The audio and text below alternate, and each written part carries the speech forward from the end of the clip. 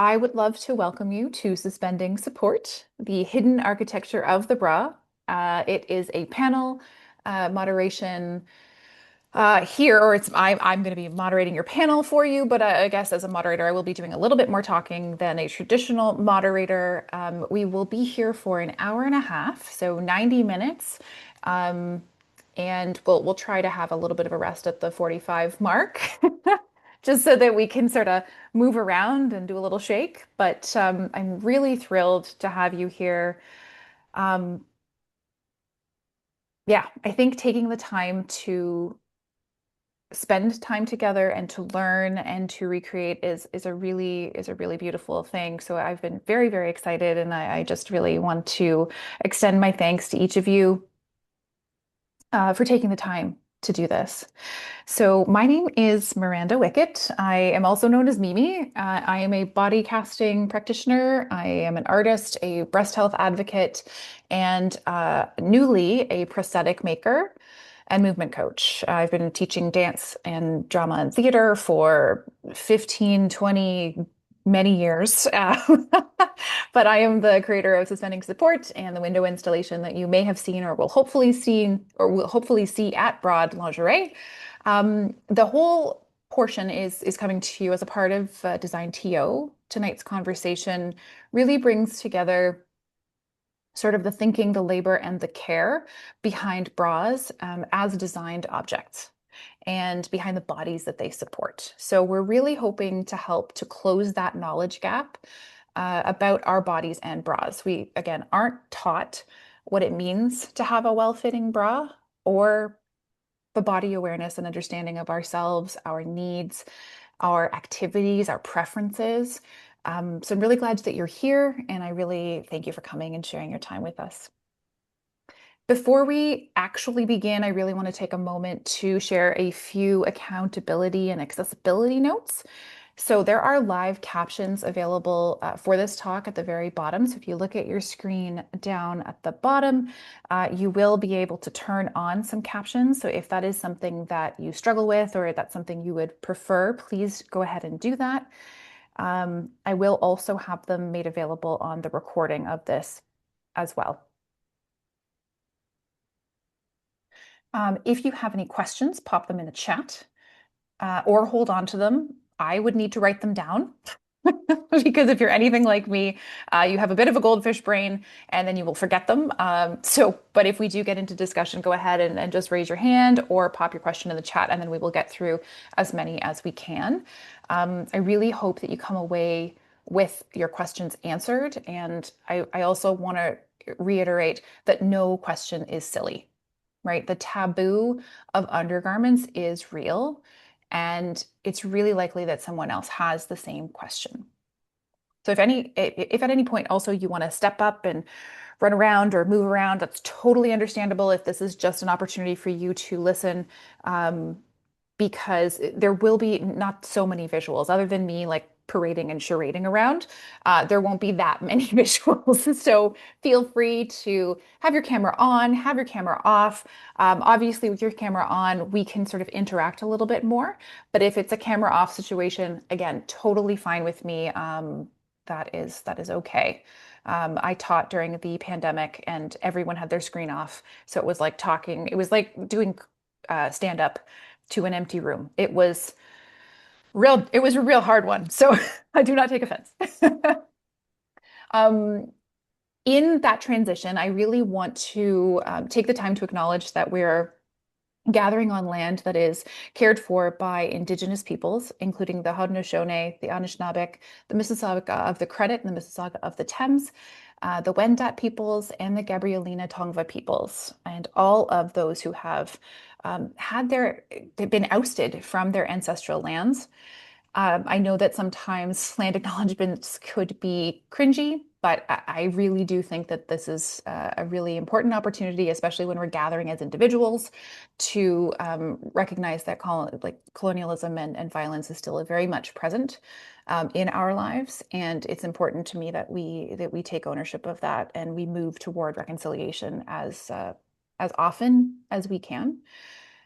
This specifically, this project is really about labor and care and bodies. And so it feels very important to me that the systems of design and making exist within like longer histories of our land and displacement and stewardship, and that many bra wearers are women and are often the most impacted indigenous folks. And so I really want to honor those women and two-spirit individuals so that we are respecting the matriarchs who deserve as much more respect and support than they are currently given. If you haven't read the 94 Calls to Action, if you were in Canada, I think that it's the truth and reconciliation is very, very important. And so I hope that I can call on you to look those up and to consider and read them and see where you can share knowledge and you can gain knowledge from, you know, and understand the present experiences. Miigwech. And now I get to introduce my panelists, the beautiful, beautiful, and wonderful panelists. I am really honored to be joined by two people whose work and expertise really makes this conversation possible. We have Lily Fong, who is the designer behind Lilypad Designs, and she is the person whose bra pattern forms the structural backbone of Suspending Support. Say that 6 times fast, suspending support. Why did I do that to myself? But Lily's work, it lives at sort of at the intersection of engineering and fit science and really a deep respect for body diversity. She has spent years studying different drafting methods and rethinking about how bra sizing works, not based on the traditional methods, but really on data and real bodies. So it's slightly different than others, how others would map out and design for these bodies. And I think it's really very special. She's also an educator at heart. She loves creating patterns and courses and resources that help people actually understand how bras work and how to make those ones fit each unique body. She was able to take my sizes online and produce one of my best fitting bras that I have ever had. And so she's magic. Um, she lives, she like her work really lives the your body is not a trend. And I think that's really powerful and important in our day and age. And when she is not pattern making, she's usually on some kind of crafting adventure with her 3 children and often baby wearing and coffee in hand. So she's got a lot of irons in the fire, and we're really, really thankful to have you here. So thank you so much for being here, Lily. Happy to be here. And our second lovely human is Sam Conover. She is the owner of Broad Lingerie here in Toronto and an expert bra fitter with over 20 years of experience in the lingerie world. Sam has spent her career working directly with bodies, helping people find bras that feel supportive and comfortable and actually work for their lives. She won't sell you anything unless it's well fitting. And if she doesn't have the size, she will look for other stores, other small shops to find you exactly what you need. She's really terrific. She chooses what to stock in her store, and it's ethical and focused on quality. Her store is fitting forward and does not lean into trends unless they check the boxes of structure and support. Then the fun colors can come in. But you really feel the love and the empathy in her shop, that it's nuanced and but very apparent in the details and the way she runs her business. The ethics and the community standards are really of the highest magnitude. And her staff is fabulous. They are all so very deeply committed to bringing support and comfort to their clients. She really brings a deep and practical understanding of fit alongside a real sensitivity to the emotional side of the fitting room.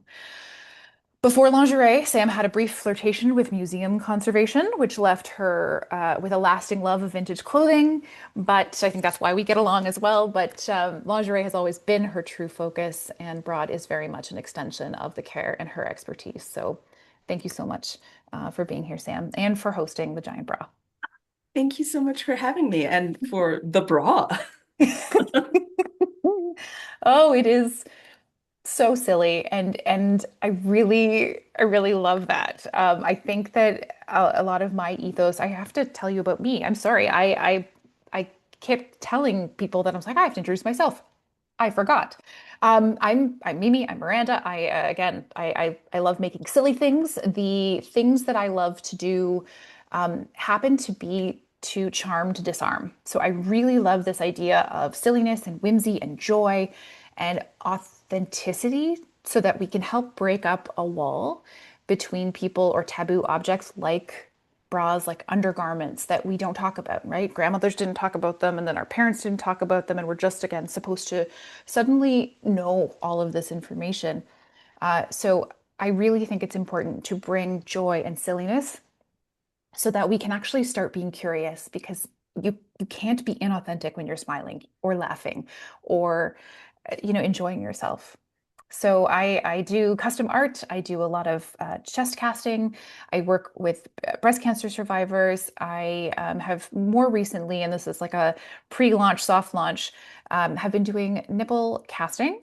And I've been making prosthetic nipples for those who have had surgical interventions and just want to feel more whole. So I am really thankful that I get to do this kind of work, making art that is practical and useful and actually helps women, mostly women, see themselves for those 3 seconds as they exit the shower. They might catch a glimpse of themselves and say, they might forget, right? That they might feel full, and I think that that's something that really pushes me and helps me heal as well.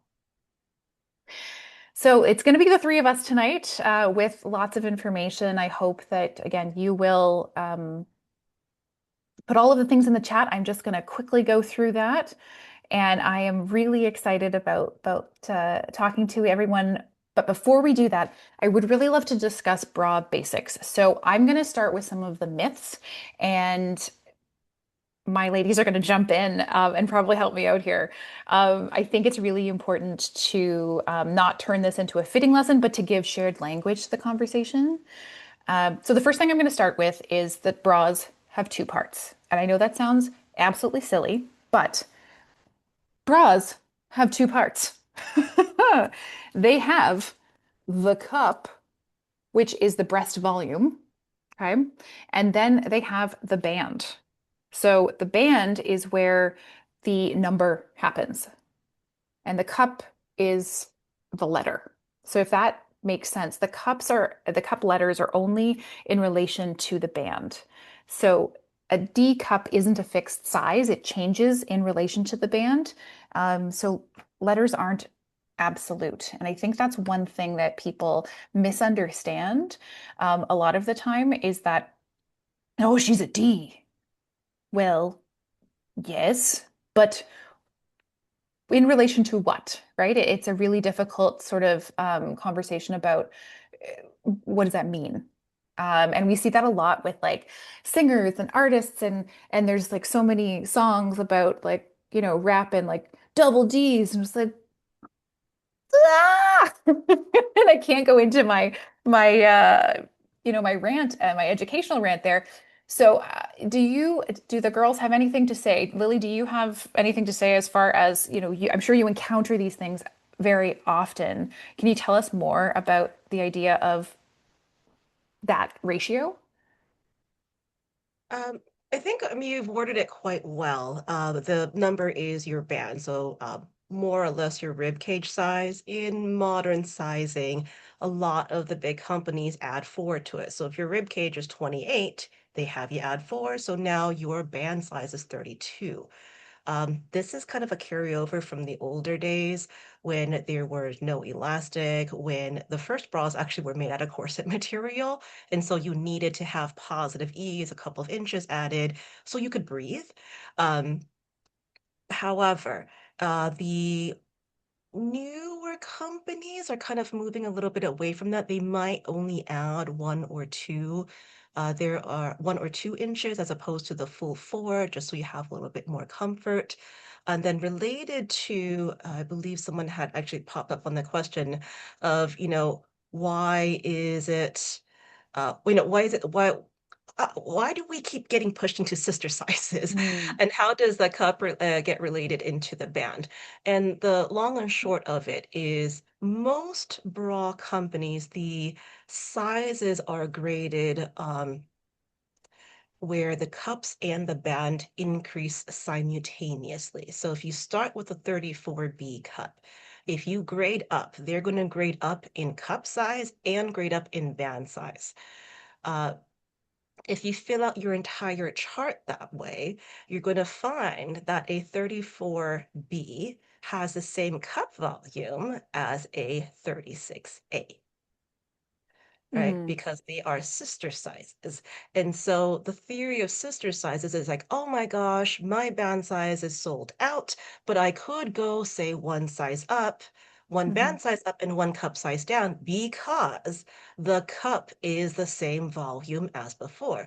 Obviously, the challenge is with this is, well, what if I don't need the band up, right? And sometimes we want the band up just because, our sizes, our bra size fluctuates. It changes something like 7 times in our lifetime, right? And so, yeah, sometimes I'm going to need the bra that's maybe a band size larger, say after a buffet, Mhm. or that time of the month, you just blow a little bit more, and that's wonderful to have as well. But, you know, that shouldn't be the default every single time you go shopping simply because your bra size is not available, right? If you're not shopping in a specialty shop like at Sam's, the chances of you finding like a 28G is going to be difficult here in the US and Canada. It just, Absolutely. yeah. Yeah, and I think it's just one of these really interesting um it's just so interesting because we have to start with the basics. People don't know what's going on between that ratio or what these mean because it is quite difficult. So the second thing, I'm not going to ask for Sam's on this yet because we've got a lot to cover, so I will pull through. But as one of the other myths that I need to talk about is that most support comes from the band. That is not a myth, that is true. So this idea of somebody telling you that they're trying to sell you something online and they're like, but it's going to relax your back and you're going to have back smoothing and all this kind of stuff.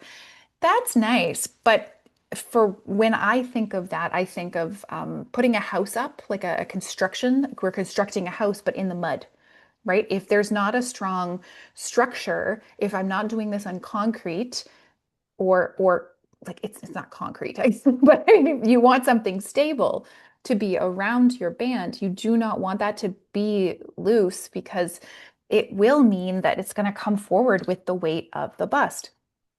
So 80% of your support comes from the band, not the straps. And I think that straps, um, they're made to be, or they're made to be a heavy lifter. They're not. They are a delicate stabilizer. They should not be taking on most of the weight because then the divots happen.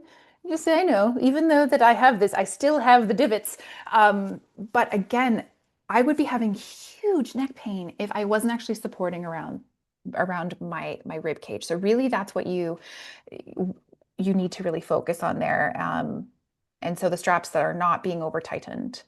The third thing that's really important to me that I think we needed just to confirm and we need to talk about is that many people aren't actually offered their size. So when you go into a mainstream shop, there is a limited size range. So there's a matrix of sizes that they carry within the traditional bra shops that you would find in a mall. They're going to try to sell you something that they have. They're not going to try to sell you something that fits you. So that's one of the biggest things is that so many people are in the wrong size because a poor fit is often a retail issue or limitation. It's not a body problem. It is literally volume and economy, right? It's economy of scale. We cannot have all of those different sizes all in one spot to service everyone because the people's bodies are so different. So I really want you to think when you're looking at bras, when you're going into shops, when you're considering purchases, that poor fit is often a retail limitation and is really based in what we can fit as shop owners. But that's why sizing and going to a proper fitter is going to be very important, and then waiting so that you can actually get the fit that you need. The next thing is that shape matters as much as size. And I think this is the biggest thing that people really don't they really don't see. So size is only a starting point. So if I were to try to size myself, I would take two measurements in a traditional space. I would take the underbust, which is right below the chest line. So I'm going to use her here, even though she's not a full around. I would take it right here at the rib cage, right underneath, and then I would take it right at the nipple line so that they're parallel to the floor, right? So I would get this measurement and this measurement. And so I'd have the band size, let's say she's 28, and then she's gonna have like a 36. She's not that big. Let's go 32. She's like a 32 at the upper bust. Then we're gonna start actually considering her size. I'm going to let Sam actually talk about how to properly size here. And then I'm going to ask Lily to actually tell us about her sizing and how she sizes or how she would actually go about looking at this. But before I do that, we need to think about the shape as a little bit different, right? So the shape here, she's got a little bit more fullness in the lower cup. So underneath the nipple, there's more fullness. Up here, she's rather flatter up here. So she doesn't have a full top, right? If she did and she was in something, that's when you get the quadro boob kind of thing happening. So she is going to need a very specific bra that I would not need. I have a fuller like upper cup, so I would be spilling out, but I would also need a different bra than her, even if we were the same size, because of just the breast shape. Um, Another way to see breast shape is what I really love that I get to cast because it really does show you. So breast shape, right? This is going to be hugely different. Again, you're going to have a lot of volume here, a little bit more volume on top, but look at how much space is in between, right? That's going to need a different bra than someone who has no space in between. So these are the kinds of ideas that I wanted to bring to you, specifically as far as shape goes, that I can show you within all the casts that I have, which is really special because we don't get to see like naked breasts very often because apparently they're very, very taboo and they're offensive. I don't think so. And asymmetry and all kinds of really interesting things that we really don't take into consideration when we're sizing. So I'm going to hand it over to Sam. And if Sam, you want to give me a quick, like if I walked in, how would that work at your shop if you were going to size me first? Like what would we do? So traditionally, we would take two measurements. So first we talk about what we're going to do. I like to actually let people know what's going on rather than just getting in there with a measuring tape. But traditionally, we would take two measurements. So where you were mentioning before, so under the bust, and then across the fullest part of the bust. So right there and there. This again is a bit of a challenge. This measurement is always going to be just a starting point because that bust measurement can be compromised depending on the type of bra you're wearing. So if you're wearing something that's padded or something that's has a little more compression, or how your breasts sit on your body. So that measurement is not going to account for how your breast will actually sit in a bra. So this is always a starting point, but we would start with those two measurements and then each inch of difference, so between your ribcage measurement and your bust is a cup size. So then we're calculating, B, C, D, double D, and so on to get our starting size. So, but what I always like to say is that it seems so helpful to have this easy formula, but that doesn't take into account the variations between bra brands. So it's always really when we take that first measurement, it's then bringing in a bra in that measurement to test out our hypothesis of, I have measured you as a, let's say, 32 double F, but I want to see now that we put that bra on your body, was that right? Or do we need to adjust? Wait, So so you're conducting experiments? You are actually doing research? Scientific research is happening in every single space that you're entering? That's phenomenal. I'm just bringing that to the fore because a lot of people think that bras are frivolous and silly because they have lace on them, but this is a science. yeah, so basically it's that measurement, but then testing that out.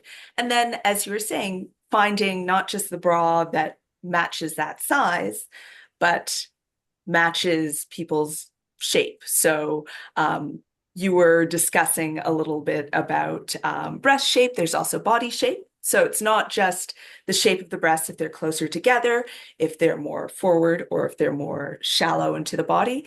But it's also, does someone have smaller shoulders? Does someone have a shorter upper torso? That's going to impact the bras that we end up choosing. Mhm. And then there's also always personal preference. So bra fitting is in some ways a science, but at the end of the day, the person who is wearing the bra is the boss of their body, and they get to sort of choose what feels good. So I can give guidance, Mhm. and I can give that expertise. But if I put a bra on their body, I'm like, it's checking all of these fit points, but it feels like garbage. Then Yeah, it's not it's the not the right one. one. Yeah. Yeah. It's a bit like falling in love, right? I'm like, it's great on paper, but this is just not the one. So there's a couple things in here that I think is really, really interesting. Lily takes different measurements, more specific measurements, because again, she's designing these for different bodies. So I think it's really interesting her perspective on sizing and where measurements are taken and which ones are the most interesting for her designs. The other thing that I wanted to mention too is that um, often people get they get discombobulated because when we're talking about sizing, there's actually two sizing systems, probably three or four actually. And that makes it even more difficult. So when we're referring to a size, we also have to ask, is that bra a US size? Is that a UK size? Is that a French size? Is it Polish? Is it European? There are many different iterations of a size chart. There is not one international size chart. You will find when you're shopping in different brands, you'll be, okay, is this brand, this brand is Polish, so they're doing this kind of, you got to follow this size chart, and this brand is American, so it's going to be different. Lily, can you explain a little bit more about that sort of fitting size and how people can start to dig in when they're looking for themselves? That is a lot. You have Um, 3 minutes. No, I'm kidding. I was like, okay, I'm on a timer. Just Okay. little bits, right? Because if we're still going by the this is a cup and this is a band, we're easing in. So let's first talk about the different sizing systems from country to country. Like for a lot of us, we're familiar with say US sizing or UK sizing, whatever is available locally in our shops. But as we start shopping, say in more specialized places, you have access to shops, brands from Europe, France, Polish, and even Asia. And I believe the UK has their own sizing system. So number one, they don't repeat D's a bajillion times like they do here in the US. Nobody needs to know that they are a 32 DD, DD, DD, and have to count the number of D's is in your bra size. Um, so that was nice. It's so That silly though. Like it's just so silly. So, and then on top of that, you have to consider that a 32, say, G is not the same as a USG because the sizing systems are different. Um, the so we have that aspect. From a industry kind of grading standpoint, in the UK and in the US, we use a 50 mm system. So that is a basically 2 inches. Every band size is 2 inches. French use 40 mm. That's less than 2 inches. And so their band and their bra sizing is a little bit different as well. And then this is one of the many, many reasons that I decided not to use standard sizing to determine your bra size. Because knowing that you are a 32G in the UK and 32F in the US and all of these other things, it's like, how are you going to cobble all this information together of your various sizes from all these different countries in a manner that is easy to digest and to identify your sewing bra size? Mm. And so my method is quite simple. We measure body parts when we sew clothing. We measure the waist, we measure the hips, we measure the bust because that's where it needs to fit. If you think about it, bras are designed to fit the breast, not our entire circumference or torso circumference, right? The main portion needs to fit is the breast. So why don't we measure the breast? It's kind of like measuring your feet to determine your shoe size. Yes, this is quite logical. It is. It And really is. yeah, and then if you think about it, I'm like, oh, it doesn't matter that I only know my US bra size. I don't know what my UK bra size is. I don't know what my Polish bra size is. I can just measure myself and look at the chart. Oh goodness, hey, my measurement is, 20 centimeters. I go find 20 centimeters on the chart. Yay, that's my size. And I think that speaks to something really important about just sizing in general and how we are a little bit brainwashed into like, well, I'm a size 6, right? And that's it. I'm not a size 6. These are what people think. Like, I will only be a size 6. I will always be a size 6. And the letter or the number matters so much. Um, the idea of getting away from identifying with the number is super important because our bodies change. Again, you said what, 7 times your brand size is going to move throughout your life. If we get so attached to the numbers that we wear, then the patriarchy is winning. That's what they're hoping for, right? Is that we are obsessed with the considerations of numbers and being a certain thing. We are allowed to change. We are fluid humans, and um, it's beautiful that we get to move and change like this. So it's something that I just wanted to flag for all of us that don't get connected to your bra size. It's going to shift, it's going to change. Again, I have a bucket of bras in the other room based on the fact that my body has shifted so gradually over the years, and that's okay. And that's actually one of the reasons that I really wanted to use a different measuring system to get away from it because as humans, we are creatures of habit, right? Mhm. So your first instinct with the new pattern, I'm going to cut out my usual dress size. I'm going to cut out my usual bra size. You may not even bother checking it because if you come from a world where the size medium has always fit you, why would you suddenly Mhm. bother checking the size chart and think that, oh, this size medium is not going to fit me? Because you have come from an entire lifetime of, oh, I've always fit into this type of thing. But those of us who have been sewing for a long time or has looked at vintage patterns, Mm. a size 6 from the 1960s dress is nowhere near a size 6 from today. Just quick sidebar, I made a size 6 dress when I was like 15 or something of that nature in my sewing class, was devastated that it did not fit at all.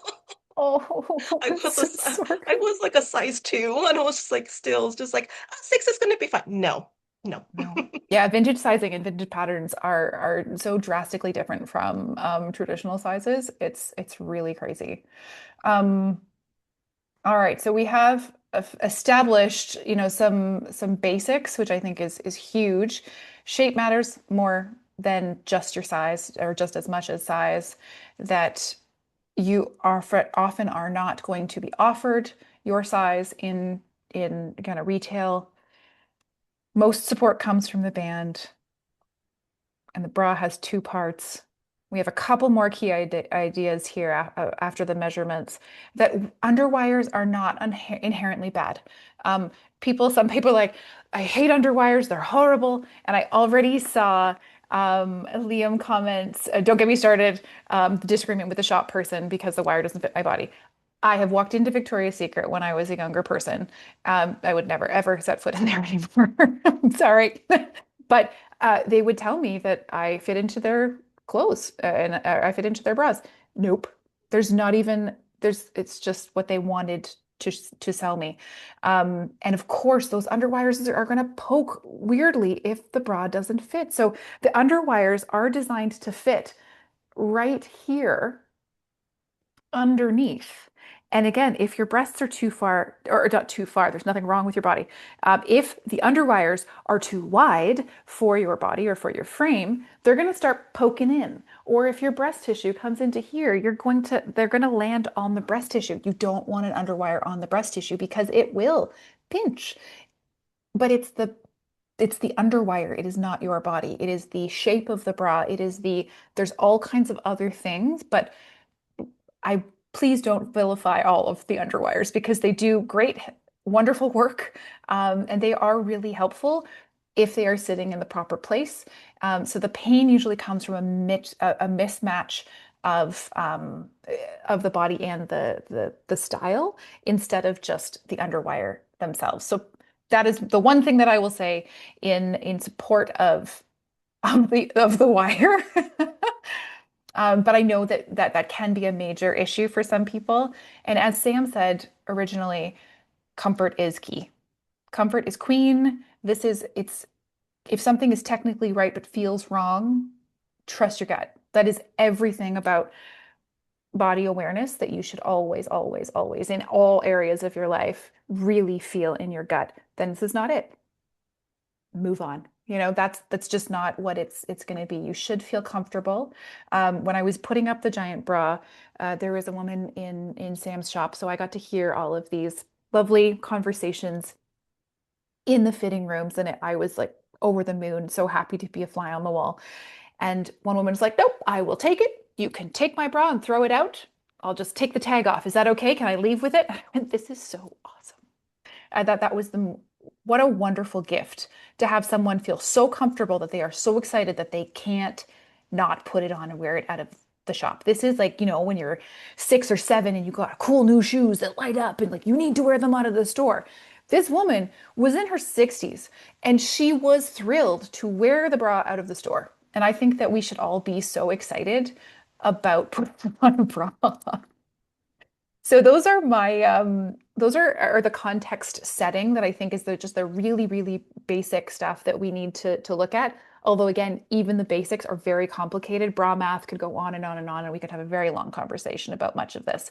But I want to just check in on our listeners, on our folks in the comments. Let us know how you're feeling, and let's answer some of these questions. So getting into a disagreement, yes. Sister sizes, we have covered a little bit there. Vanity sizing, yes, I know, but we are so connected to it. This is a good one. Okay, so Panja says, why doesn't the industry I can't read it. Take the wire size as additional size parameter. It's a good question. I know it's easier to pin one wire size to one specific cup size, and I often see the problem of a bra with the right cup size, but the wire is the wrong one and pokes into the flesh or vice versa. Absolutely. I think Lily, I can see Lily going for some wires. She's got visuals for us, folks. Oh, you mean these? Yeah, exactly. I knew it. Okay, so the wires actually go back to the whole sister sizing thing. Remember what I Woo! said about when they grade up in the cup and the band at the same time. There are other methods of grading, but this is the most common one because it's the least amount of work. And so what happens is, okay, first of all, wires. Okay, they're sized an even number similar to our bands, right? So this is I'm going to say probably a 42.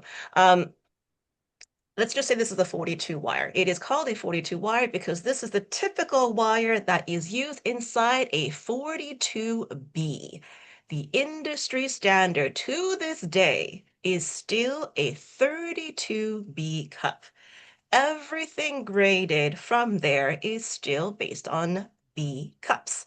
So a 42 wire means this is the wire for a 42B cup. A 32 wire means that that is the wire for a 32B cup.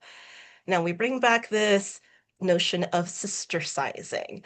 If you start with a 34 wire and you sister size, theoretically, this should also work for 36A and the other way around.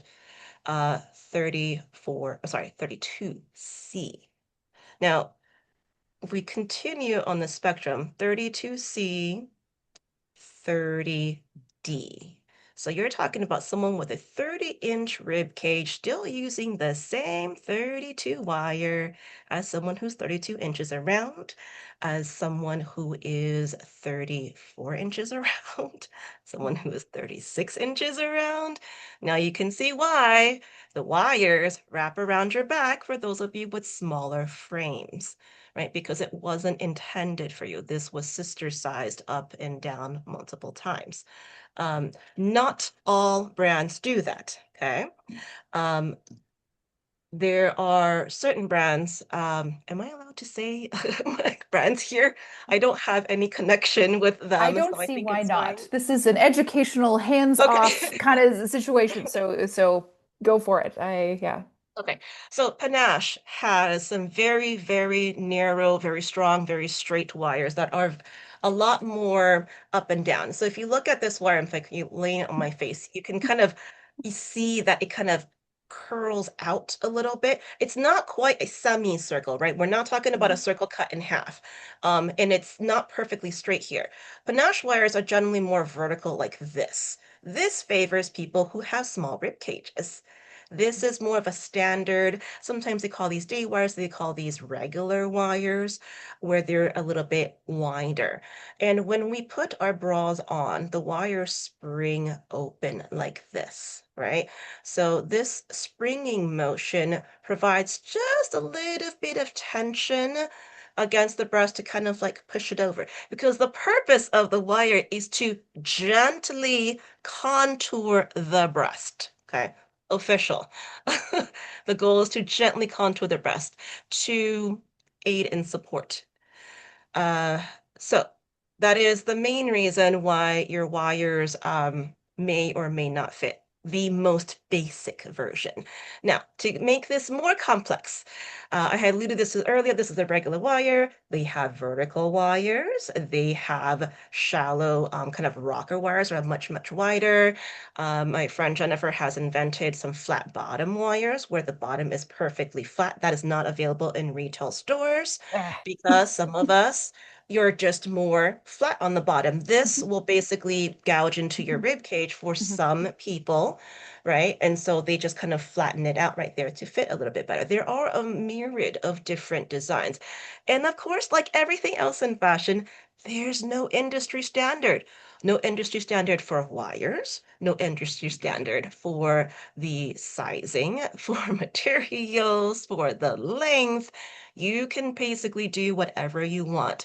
What most brands do, they will tailor their designs for their particular audience. I think Prima Donna is a really good example. I want to say because of their price point, Prima Donna tends to aim for a more mature audience, right? They're not aiming for the 19-year-olds, right? That's not their audience. And so their maybe the amount of coverage, materials, maybe the colors are a little bit more reflective of that. But Mhm. additionally, absolutely the fit, right? You're not going to have a fit model who works for Prima Donna who's 19, Yeah. right? We need Fair. someone representative of their clientele. That's more my vibe. And you can see that in something like Wacol, right? So they have their Be Tempted, which is the smaller, more teen, more petite kind of line. So if any of y'all are petite, um, and you have questions about brands that would be better for that type of frame, we can always have those kinds of conversations as well. I learned this about the wires with Lily when she was making me a bra because it was shifting and it was starting to kind of poke because my frame is too small for the wire itself. So it was twisting and then piercing me in the center. And actually, I've got very close set breasts, so there was nowhere for the wire to go. So when the wire comes up, it's just going into tissue or it's going, and then the other part of the wire was going out. So it was like almost sort of corkscrewing a little bit. And that's, where I learned that I needed a different kind of wire that would be better for my body. But you only know this by actually having conversations and taking a good look. And the good look and the understanding more about your body and your shape really does help you in the, my breast cancer advocacy stuff is knowing the difference and just seeing these differences and about your body. So even in these like these wire conversations, there's huge impacts on your daily life. So I think it's really, really interesting um, to know, which wires are going to work for you because of where the intramammary folds or where the bra comes uh, from the chest wall. So if you are looking at yourself in the mirror tonight, I want you to consider, where does the breast actually start to protrude from the wall? Um, and does it hang in certain places? So do you have like a small breast root? You can't really see it underneath here, right? Because there's tissue here. So I want you to like lift it up and just look where it goes. Is it short and narrow? Is it wider and does it come all the way around? Does it go toward the side of your body and come out? Is it a very small breast root and then you have more pendulous breasts? All of these things are really important for you to know, um, so that you can look and get a better fit based on be like, oh, well, yeah, of course, that's too wide for my body, for sure.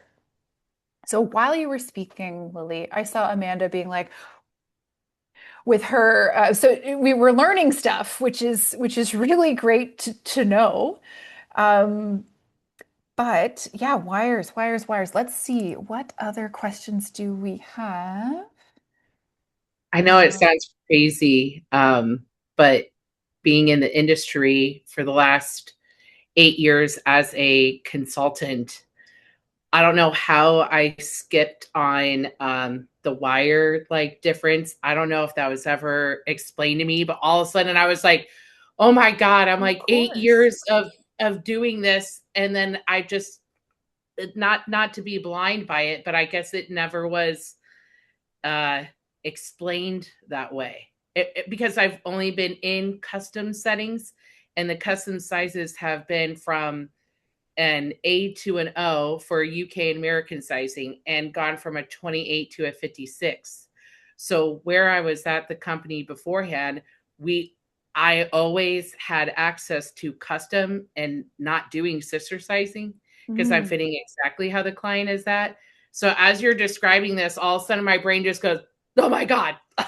right. So And I think that's sorry about that's that. That was just my like small like I love it. That's what we're here for, right? I really want these like little lights to go off. And that's why I think having a fitter and having experienced fitters and understanding what happens in the room, but then also what happens in the back end and how we are designing things. And you're just pulling back these layers of lace, being like, oh my God, I had no idea. But like when you think about it, it's physics. When you think about it, it's engineering and all of these structural components that make a lot more sense. But your brain just doesn't have time to get there. And so I really I value so much of that.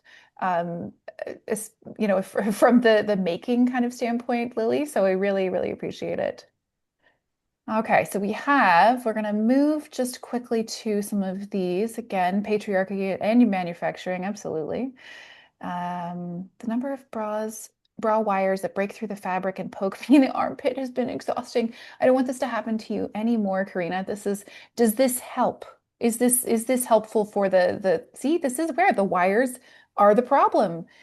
Um, okay. Sabrina, says some brands like Empreinte manufacture their own wires for each individual size instead of sister size, which can greatly increase the cost of the bra. It is very true. Empreinte is a lovely, fancy French uh, uh, bra space or brand, and they often have really beautiful things.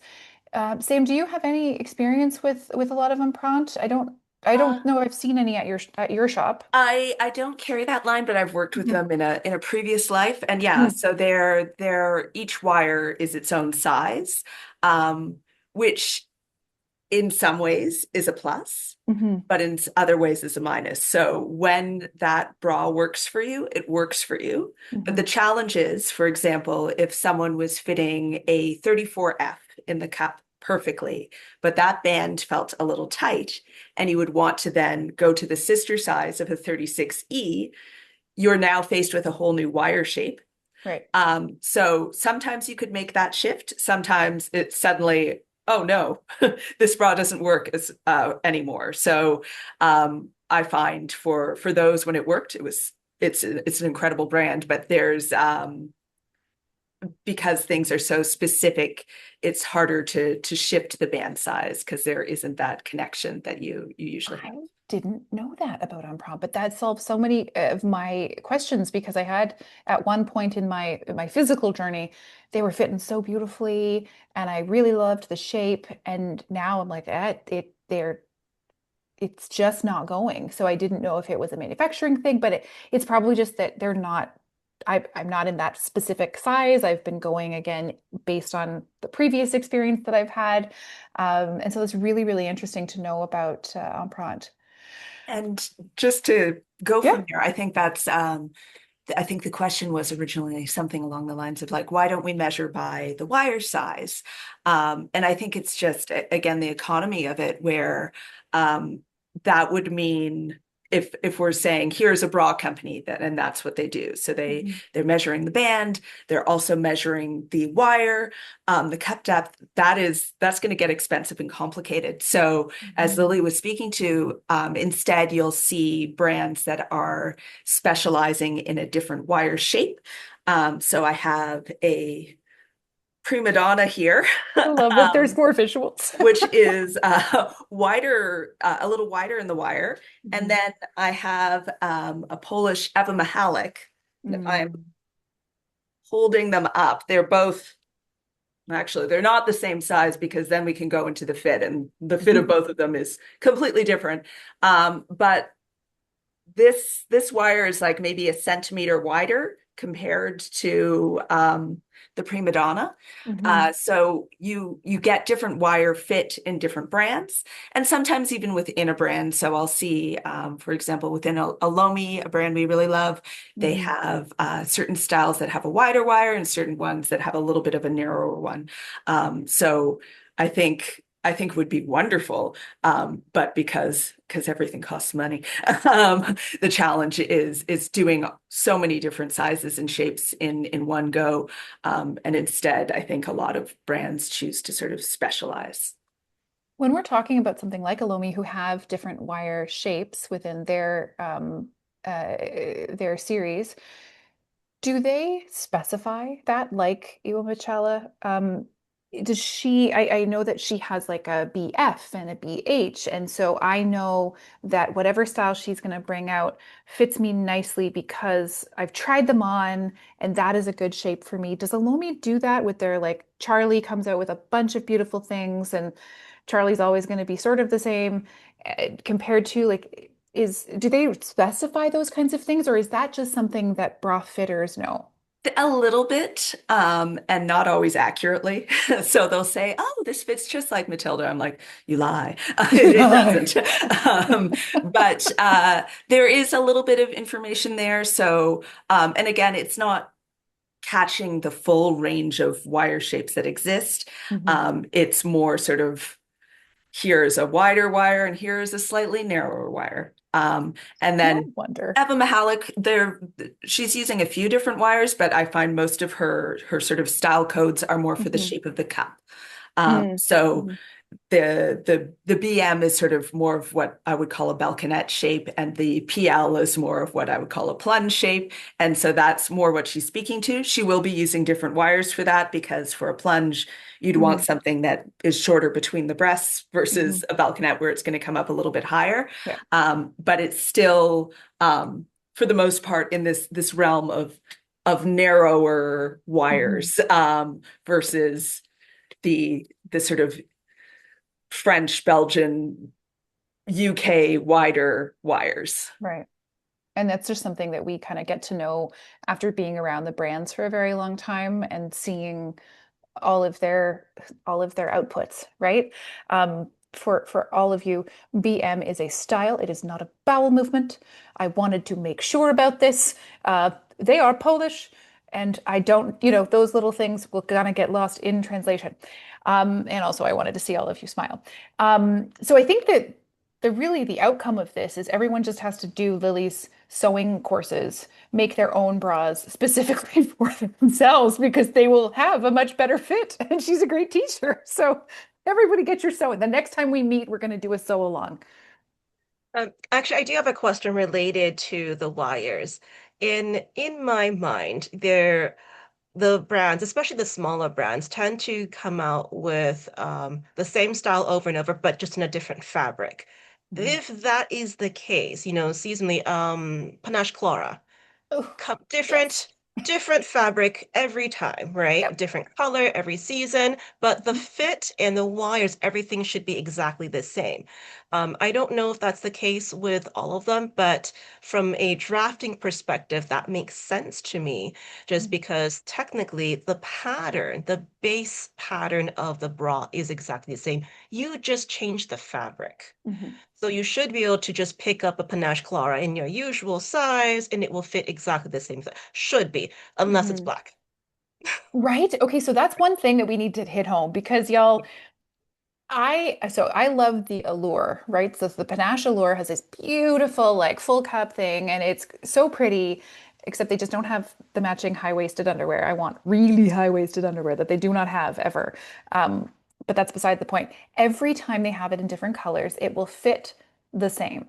As soon as you put it in black, for some reason, the dyeing process, it's the material or something like this, it fits different. And it's not just Panache, it's all of the brands that I see it's black fabric. And so I need to talk to someone even more specific that like is a textile person that would understand more specifically why does black fabric shift, change, launder? Like what is it about it that makes it fit differently, even if it is the exact same pattern? It's the dyeing process. It is the dyeing process. Yeah, Yeah, I it's the don't dyeing like that. process. And they're always smaller, right? There's always just like a little bit of it's too cozy. So that's just one thing to watch out for if you're looking for the famous black bra. It may fit differently than any other colors that you might pick up. That's a good. I love that little And tidbits that everyone's gathering here. a Go ahead, Sam. small Sorry. additional tidbit is Mhm. bras are made by humans. Yeah, that's true. So there's always going to be a little bit of room for error. So in a perfect world, if you get the same bra in a different color, it should Mhm. have the same fit if it's the same size.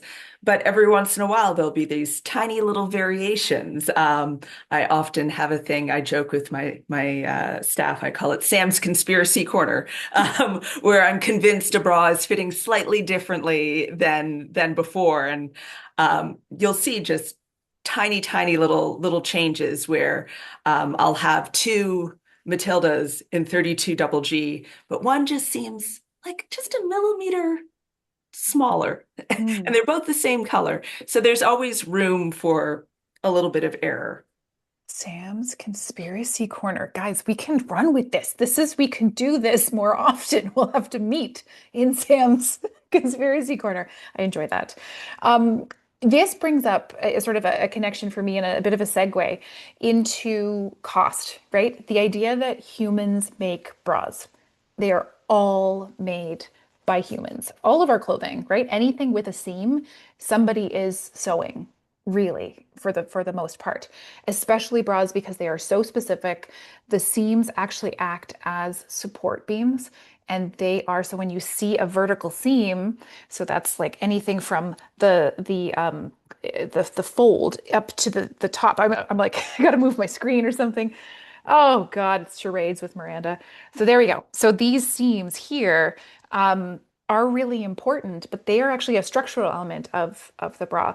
So with the amount of like a four-part bra or bras that require or have more of that rather than something that's molded or formed, why would those be more expensive? And what do you look for in something that is quality, as far as price point, right? Like, I know that price point can be a really difficult thing for a lot of people because they're like, well, I can get one at La Senza for, 26 bucks or whatever, wherever you go. I don't know because nobody has my size. I have to go to see Sam. That's it. And Lily makes them. Otherwise, I cannot. My context is very low. So, what makes us what makes a really great bra and why are they so expensive? And what do you think about expensive bras? Sam, do you want to take that one? One I could moment. also So one, like whoever wants to go first.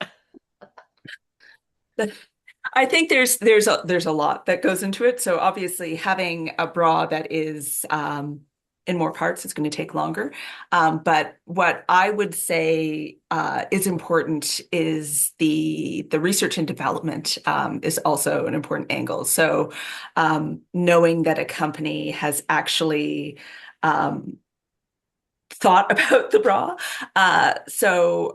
From a store perspective, I'll see certain brands, they'll say, now with expanded sizing, but they actually haven't put the time into testing that sizing on actual people. So you'll see, you know, a a bra that once ended at a D suddenly is going to a G, and it's still constructed the same way. So it's Hmm. not going to be able to support.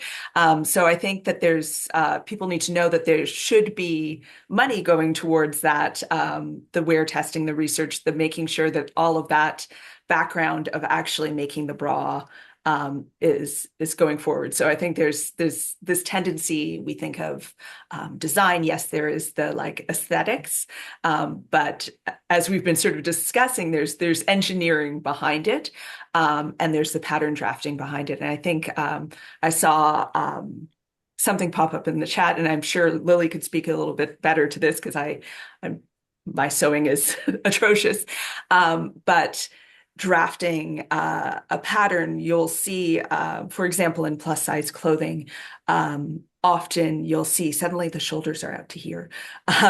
Suddenly the wrists are this big, because all of these measurements are being expanded, but not in the way that human bodies get larger. So I will also see that with bras where there just hasn't been that actual pattern development. So that's part of what you're paying for in a good bra. It's the labor of making it, but it's also the research and development behind that. So it's like AI made all of these giant bras and just said, "Oh, here." Like, what am I supposed to do with this? It's like my husband, who's very, very thin and tall, and so he's big, or he's tall, but he's not big. So everything he wears kind of makes him look like a one of the flappy arm tube men, or a wind sock, And that's really not what we're looking for. We're looking for that fit. And again, yeah, it's the unseen stuff that Lily really has. So that research and development, I think, it is where you pay for so much of it. But how do we convince people that that's important? Lily, like, how do you convince people that custom is the way to go? It's easier to convince custom for sizes that fall out of that matrix very easily. So very small, very difficult to find, where bras and brands are not making, or brands are not making those bras at either end of the spectrum. But how do we help people understand that it is worth it to do this because it is a garment that we wear every single day? What is your pitch? What is your kind of feeling on that, Lily? let me just clarify, what is are we pitching manufacturers? Are we pitching people to like to sew, or just are we just gaining interest as a general public? The so many layers and so many nuances, trying to think where to Many. start here. The First of all, there is not a ton of information on larger cup sizing. Majority of the information you have that you are able to find in books and videos and courses deal with standard A through D. Mhm. So the fact that there are patterns in, the straight sizes or the straight bra sizes, they are all based on that particular dynamic. Now, unless you were taught specifically how to draft or grade in larger cup sizes, you're going to do the very logical thing of just grading up, right? Mhm. This is where, like, some of you went to fashion school, some of you are just going to use logic. Okay, well, I went up by, this rise and run 2 centimeters and whatever. I'm going to continue to do the same to the larger sizes. Unfortunately, that it doesn't count for the fact that humans do not grow at the same rate as those grading systems. Within the industry, we have multiple blocks within size sets, right? So you have your straight size set and you have your plus size set, and usually there are multiple blocks in there, ideally a couple, maybe two, maybe three, right? One on each end, maybe one in the middle. The I don't want to say the worst, but you don't want to have the type or what Sam was describing, where you ended up with a D and you just continue to have the same momentum, the same grading system, because then your bras are very wide, very shallow. They do not have the projection that you would need as a G cup, as a J cup, Mhm. because remember, we started at a 32B, Mm. right? So the B cup shape is nowhere near what someone with a J cup needs. You're going to need something that basically sticks out a lot more. And so when your starting point is already off, it doesn't matter how good your grading is, how excellent of a drafter and engineer you are. Your starting point was off to begin with. Yeah. Um, I will say, mostly because I see some familiar names here. I started my company aiming for bras within the large cup, small band demographic because it's an underserved demographic generally.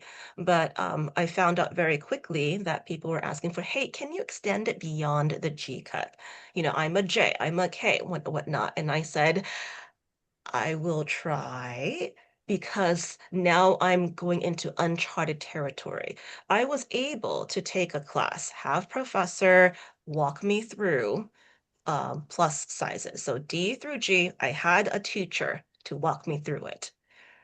For G to K, nothing. But we Right? still love you because we need something, and we're very happy that you're there to help us I mean, understand. it's like I'm seeing some names and I'm like, thank you, my lovely, lovely pattern chasers. You guys have been so patient with me. I mean, they literally had to convince me to try. And I said, I will try. I do not guarantee success because I don't have the professor, I don't have the book, I don't have any of the stuff, any information. And I'm literally I think someone had to sit me down and walk me through the different breast shapes when you're like a 32J. I didn't realize that your breast can be square from a top-down perspective and just come straight out and your cleavage is parallel to each other. I had never encountered that. Yeah, yeah, that 'Cause that size, like that would happen. Yeah. yeah, Interesting. and then of course it's sometimes it kind of feels like a bit like a man designing bras because I don't have that size breast Mhm. to just look down and reference. Mm. And so literally having someone, actually a couple different people kind of sit me down like, okay, Lily, let's talk about shape. Volume is maybe about right, but the shape is not it at all. We need to address, X, Y, and Z. And that was when I realized, oh, to serve this demographic, if I want to extend my size range and if I want to go beyond of what you would typically get if you just picked up a bra in the store, I'm going to have to kind of put what I learned on the back burner and start from scratch, which was very, very scary. There's a we talk about brush shape a lot, and I'm sure both of you have seen that there's a term that I call inner fullness, and it's the Mhm. amount of kind of cleavage that you have between the breasts. So those of us on the smaller side, it's our valley is kind of low, right? Mhm. It's a wide V, and your nipples maybe point forward, sometimes they point out. Yes, exactly like Yep. Miranda's examples in the back. But as you get into larger cups, if you imagine that someone is, 30 inches around and they have a B cup, now we're going to increase it. It's a D cup, G cup, J cup. Guess what? The volume just sticks out more away from the body. It doesn't get wider because you don't have the space for it. Your rib cage is still only Still 30 small. inches around. Mhm. So when you are trying on a bra that isn't, graded for your particular body, small band, large bust, your wire, guess what? Sister size all the way up, probably 40, 42, and you're still only 30 inches around, Mhm. right? And your cup is wrapping around your size because, again, they were sister sizing, as opposed to what if I don't made the wire actually match our body. One thing I was always curious about, and I never really got to test it out since I really don't do retail bras, is if you were to uh, get a bra that has the correct volume, but that wire is too wide. The band fits okay, the band is correct, the cup volume is fine, but that wire, that's the only thing wrong. What if you just swapped out the wire? I know some lingerie shops, they can take in the band a little bit, right? Mhm. In terms of like simple alterations, take in the band a little bit.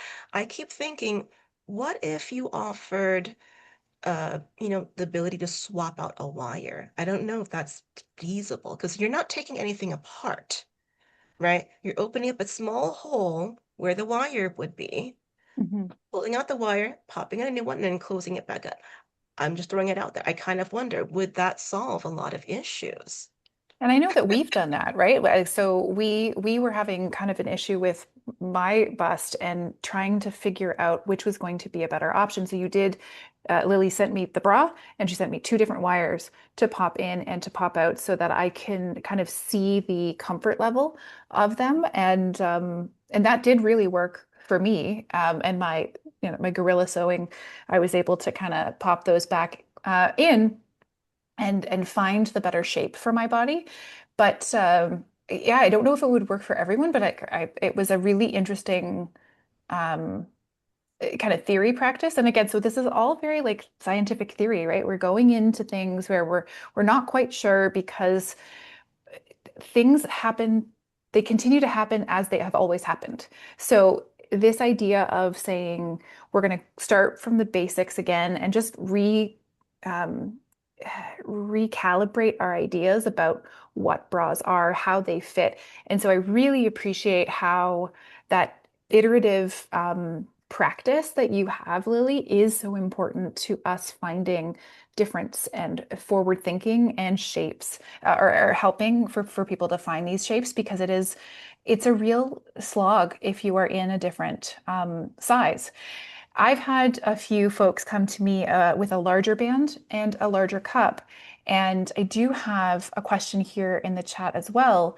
They're most why are the way most bras are manufactured based on straight sized bodies. It's the same thing with straight sizing and plus sizing that's happening within the clothing and manufacturing space, but then also the plus size bras, if you will. But again, the whole idea of plus size bodies is all again based on the 32B and the size 6 or the size 2 or the size 4. If we're starting from that point, everything's going to be off.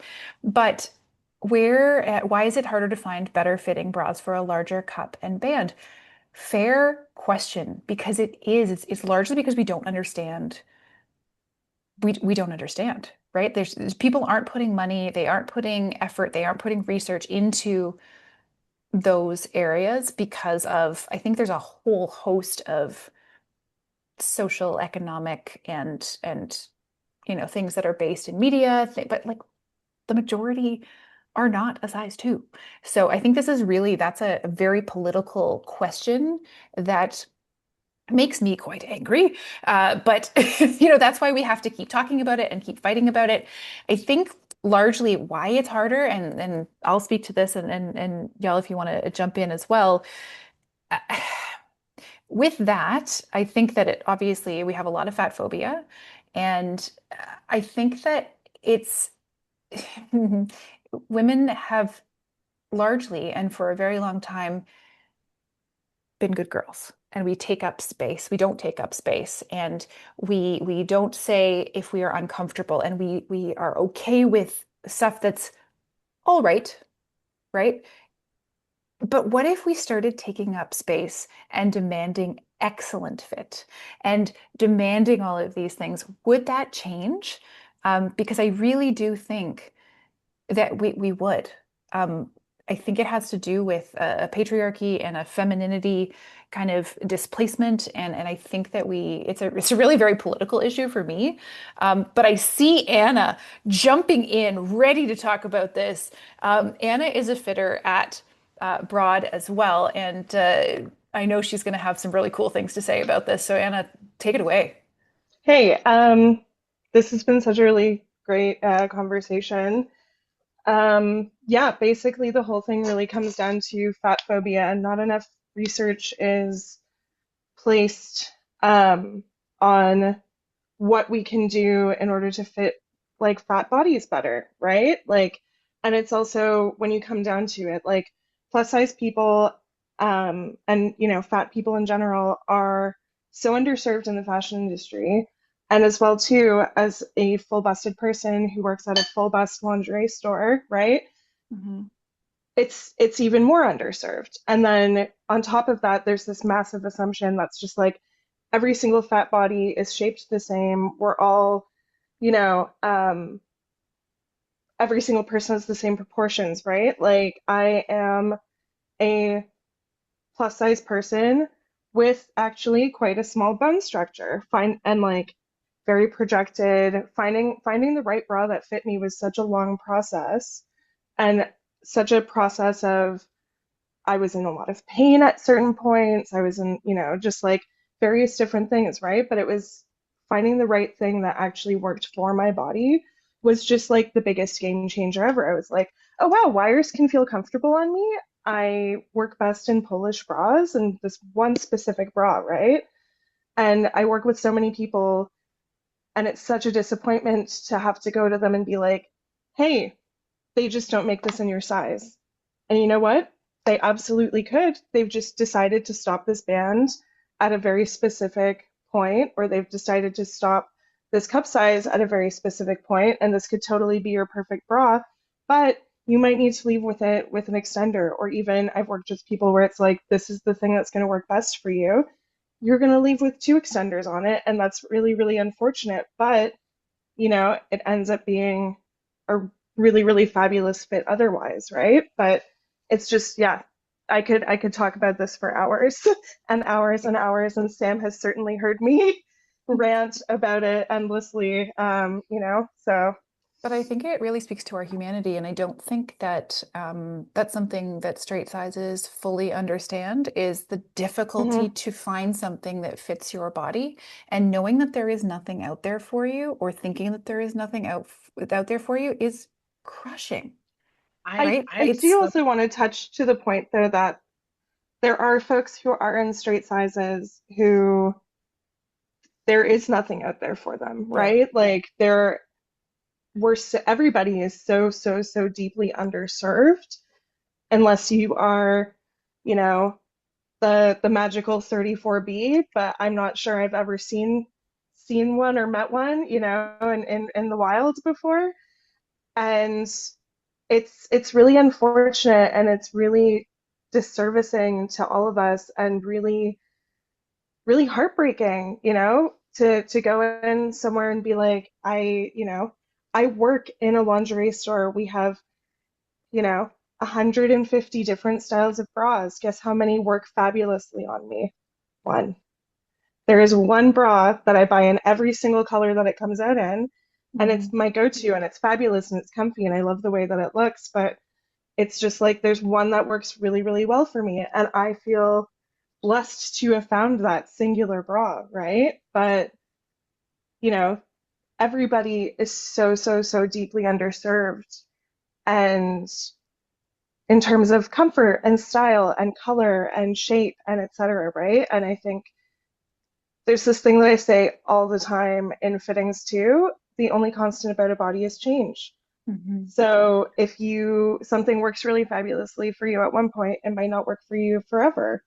And there's no shame in that, right? We all age, we grow, we shrink. I've had entire boob shape changes before, right? And it's all just the most powerful thing I think we can do is like accept ourselves as we are, love ourselves as we are, be as neutral about our bodies as possible, and approach other people with that like same respect, and help each other out wherever you can, right? Like having a fitting and being able to like work with a professional as someone who is a professional can be really, really impactful for people. And I always encourage that first, but like, trial and error, and really just getting to know and appreciate your own body and all of the intricacies to that are really, really, really important. I agree. Thank you I so feel much for like sharing that. It's if there is like a possibility to add, if that's of okay, course, yeah. I I feel like it's really important because like I have fit someone who was like a 50K, and I have fit someone who is a 28 like F. And I feel like as a fitter is that we can give these clients hope, and Yeah, that absolutely. as consultants that we care. We genuinely we might care more about their bra than they ever will. And I know that sounds really crazy, but it's like being able to have those inclusive sizes, and maybe it's just it I know how limited it is also too, like when women talk about like, oh, is it going to cost more because of I'm bigger or it's more material? And I'm like, no, it's just a price of the style. And it's like when you set the standard for that client, one, they know what they're walking into. And two, that's why we have certifications. So they're not just going on like the TikTok shop, that bra that they're stuffing canned foods in or Oh God. whatever they're doing on TikTok. And when people ask me, do I sell that? I'm like, no, I'm not for you. And that's okay. I was like, but I it's love like, it. I'm here to educate. And I think that when you're educating on a one-on-one basis with these clients, that is what turns around to lifetime clients. And the other thing is, Mhm. which to add, when the wire breaks, my question is to the client, how are they washing the bra? Are Mhm. we taking in the education in that fitting room of how to hand wash their bra? Or some bras, that don't have wire could go in the washer, put in a laundry bag, don't put it in the dryer. But it's really educating those clients, because I'll have one client that will wear a bra, kill it 6 months. She'll come back in. I know I'm going to see her twice a year. But then it's like I have clients that will buy 4 to 7 bras and they might see me in 2 years. So I Yeah. feel like you're kind of meeting the client where they're at. But Yeah. I really just believe on the education and also helping them at the same time. That's it. That's all I got.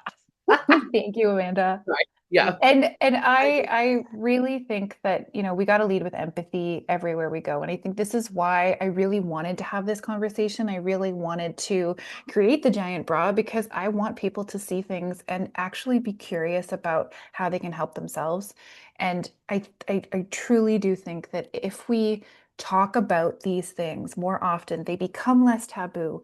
And then we're gonna get more traction in different spaces. I truly, truly hope that, and maybe that's maybe that's really silly or ignorant or naive, but I really truly hope that all bra wearers will be able to find something that they feel confident and comfortable in, because when we're not pulling and tugging and thinking about what we're wearing, we are going to be able to be the best badasses that we can be, right? We have a lot of things that we need to do, and we need to do it well, and we need to do it to the best of our ability. And I really, really hope that everyone is able to talk about this because the shame starts to melt off when we talk about it.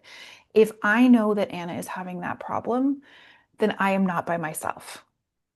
If I know that Sam is having that problem, I know that I'm not by myself. And then I am not going to spiral into mental health concerns and all kinds of other stuff because of, that pair of jeans, that pair of that swimsuit, that bra. Those are the ones that are really hard for us to go into the fitting room and try on. And so I'm really, really thankful that you are all here and that you heard and that you listened and that you shared. And I hope that you really learned something about how important it is to go and see one of your local fitters. They are so full of information, as well as learning about your own shape, your own body, finding your body awareness, learning about all of the unseen work and care that goes into the drafting and the making of all of these pieces, the testing, the unseen hours of really not knowing how to tackle this shape, but we know we're going to tackle it.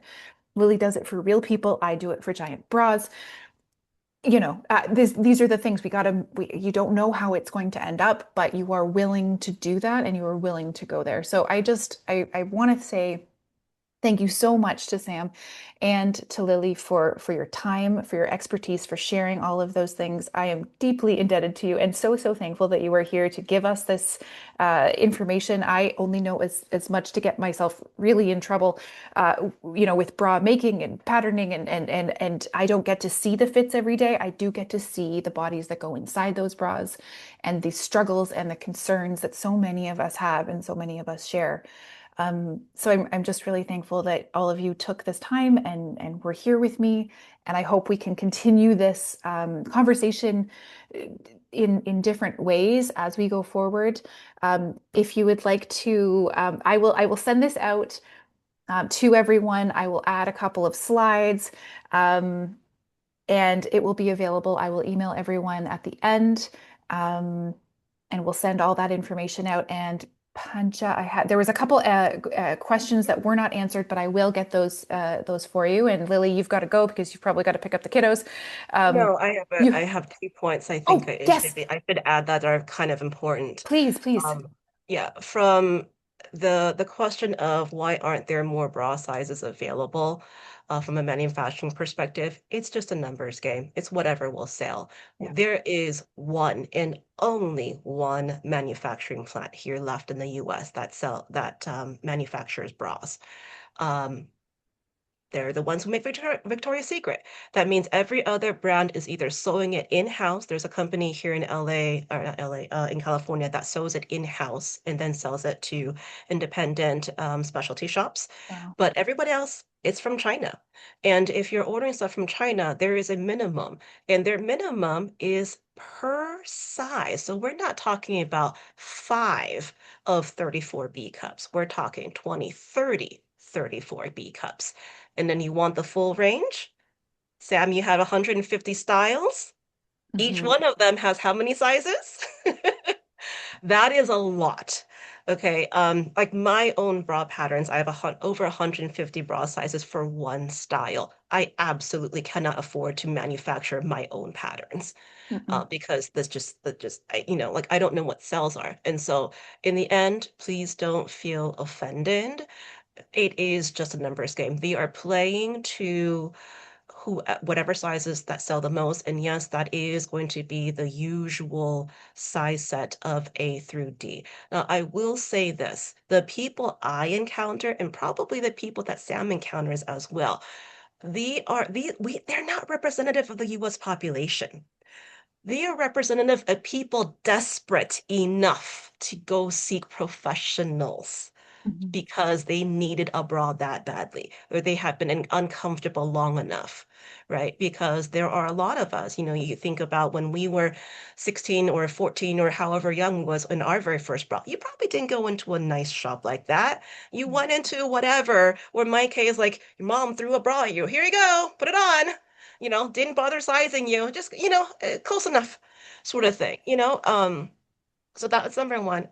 It's not personal. this is capitalistic. We're a capitalistic country. It is whatever Mhm. makes them the most dollars. That's number one. Number two, um, Mimi, you talked about maybe what if we did this more often? What if we extended the conversation more? What if we started a broad revolution? There are case studies. There's one specific case study that has already happened in Poland. They did exactly what we're talking about. They said, we are tired of having limited sizes and having to import bras from the UK. And they're like, what if we just manufactured our own? What if we did a grassroots, haha, Amanda, some friends here, went out to fit the people themselves in the proper bra sizes? They did this. Um, and it started with a blogger. Okay, just a blogger, happened to be enthusiast with lingerie, happened to be enthusiast for bras. Started with a blogger, and now if you look at it, the number of manufacturers within what last 10, 15 years from Poland has increased, right? In the early Absolutely. days, I think it was just Iwa.